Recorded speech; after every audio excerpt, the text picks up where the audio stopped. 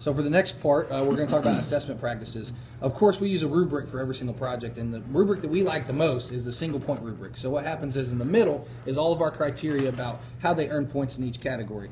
And then on the right side, they actually provide evidence on how they went above and beyond that and they earned advanced. And on the left side, they can put in any concerns that they have about them not meeting it for whatever reason. We also can touch upon that, and that's where we put our feedback a lot of the times as well.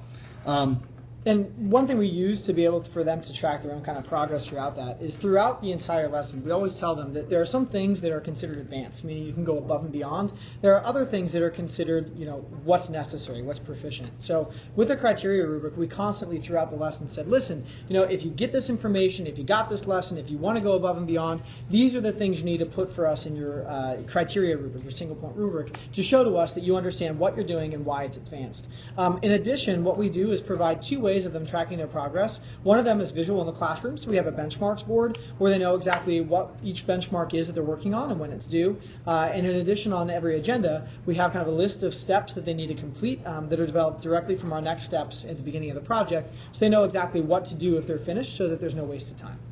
So we use this rubric to judge them on how well they did their monologue or their flag or their actual catapult build, or especially their calculations and their content.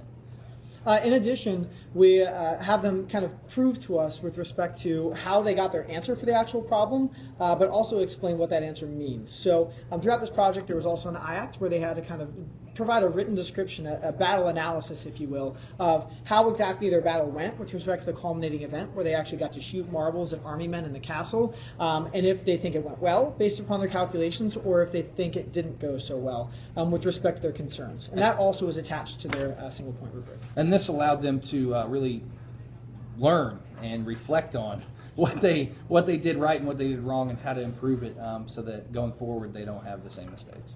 And of course, this application is a real kind of application of a culminating project exhibition. The students had to build their catapults in order to do the calculations with respect to how far away it needed to be from the castle. And then their final culminating product, their event, was creating their monologue with respect to what battle they were going into, and then actually shooting their catapult. They were using their calculations and then seeing if they ended up being correct, meaning they hit a target, or they were incorrect, meaning they were completely missed, or they were almost correct, they were just a little bit off from hitting the target. And from there, we did a Socratic seminar where they answered some open-ended questions and talked about the project and gave us some likes and wonders on how we can improve.